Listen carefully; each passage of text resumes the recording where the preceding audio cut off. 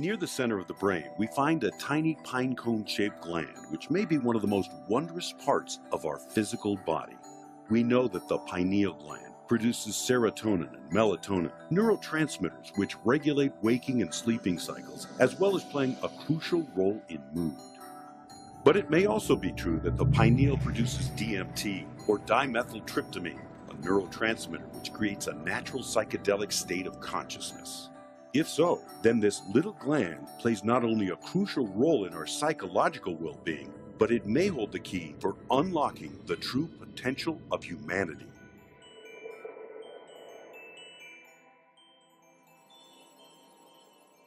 In this gland, there is floating water, a reservoir of water, with crystals that actually have piezoelectric properties. There's also another thing called piezoluminescence.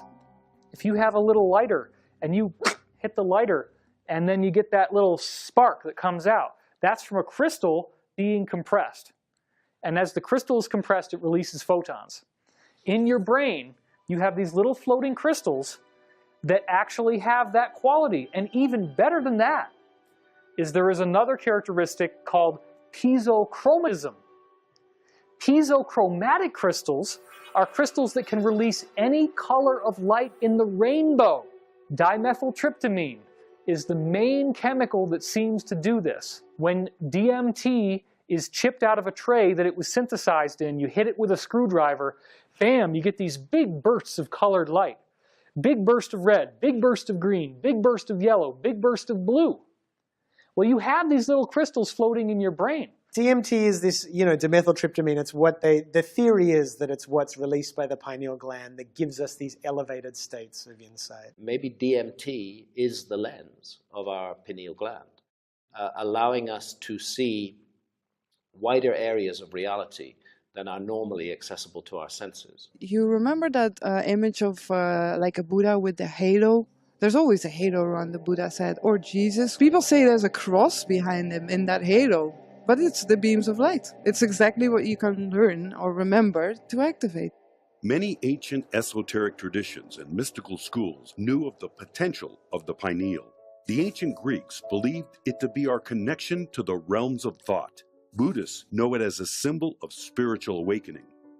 In Hinduism, the pineal connects with the third eye chakra, the seat of intuition and clairvoyance. Jesus proclaimed that the eye is the lamp of the body, so then if your eye is clear, your whole body will be full of light. If René Descartes is right, and the pineal gland is indeed the seat of the human soul, then these traditions are correct in believing that it serves as the connecting link between the physical and spiritual worlds. How did they know about the third eye? Because each chakra connects in to an organ. So what fascinates me is the sixth chakra plugs into the pineal gland. The pineal gland has photoreceptors on it. And yet they knew that thousands of years ago before they ever knew that there were photoreceptors on the pineal. So that to me, it shows you that we know a lot more in the past than we even do now with our technology. The pineal gland is lined on the inside with tissue called pinealocytes. These pinealocytes are similar to the rods and cones in the retina of your eye. That's right, it's the third eye. Your brain has a third eye in the center, and it has retinal tissue. It also has the same wiring as your physical eyes do to the visual cortex in your brain. How did they know that all the way back then? That would imply very advanced technology that would have been required for them to gain such incredible information about the brain. And yet they did. And so think about what that means. If you have little crystals that can vibrate and release all the colors of the rainbow, and people claim when they go out of body or have a near-death experience that they see a silver cord. There is a cord linking their astral body to their physical body. Indeed, it appears that the pineal gland is our connection to higher dimensions, giving us access to the psychic and spiritual realms. If this is true, then humanity is upon the precipice of a greater awakening as a whole. But this awakening does not come without its challenges and oppositions. It's well known that fluoride interferes with functioning of your endocrine system, the glands. These glands are the gateways to spiritual connection, to energetic layers. And I think what's really going on here is that fluoride shuts the door to spiritual connection. So if you kind of keep the brain locked down, whether it's fluoride in the water, shut down the pineal, aluminum to disrupt the nervous system, you know, these artificial sweeteners, then we're just in a pen.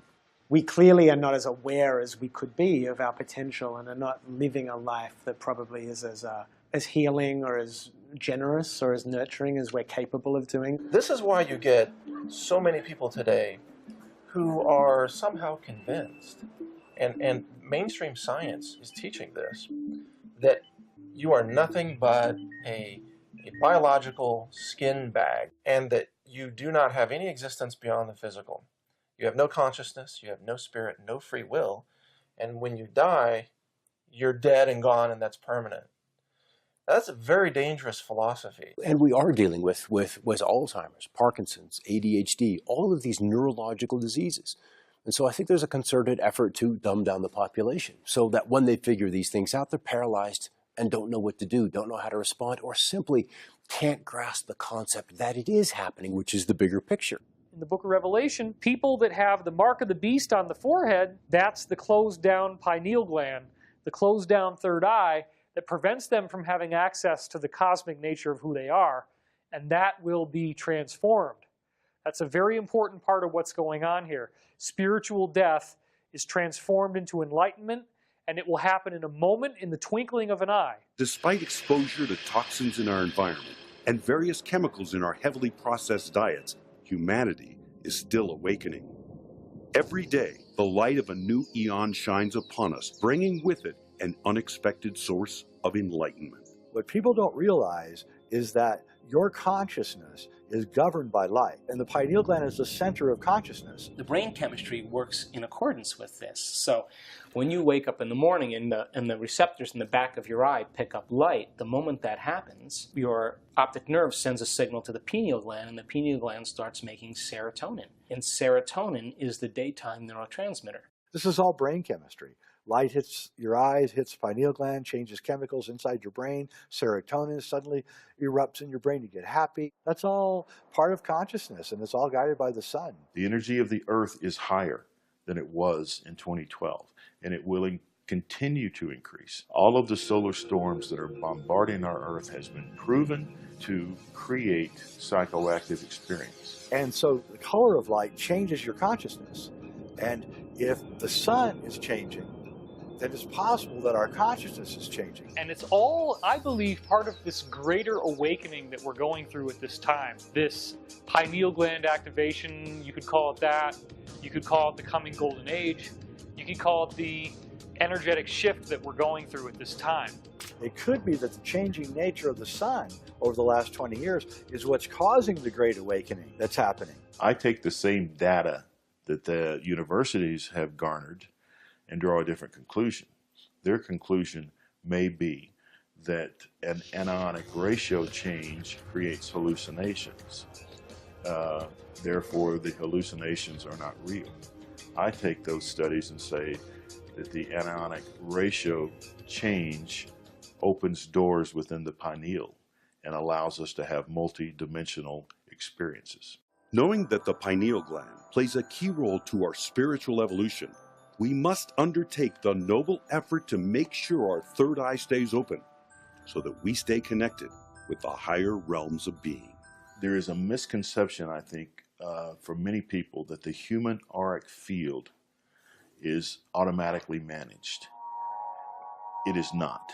It requires maintenance. And there are keys and responsibilities to maintaining our auric field. That's why people that are older are like, they lose a bit the joie de vivre. You know, they lose a bit the joy of life.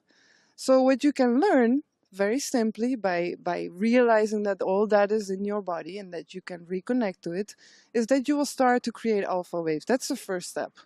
Then if you've learned how to create these alpha waves, then you can realign all the rest of your head You know, your pineal gland, your pineal chakra, your pituitary chakra. You can realign everything, and then actually you can open up your third eye. You can reactivate these beams of light. You'll be much more psychic, so telepathic. You'll receive more, you'll be much more sensitive. So in the beginning you get this blast. You're like, whoa, you know, the world is opening up. But after a while, you will just get used to it. It will be normal. So in day-to-day life, yes, it's useful. At the same time, it will become normal. For the first time in history, humanity as a whole is being presented with the opportunity to unlock the dormant potential that's swirling inside each of us.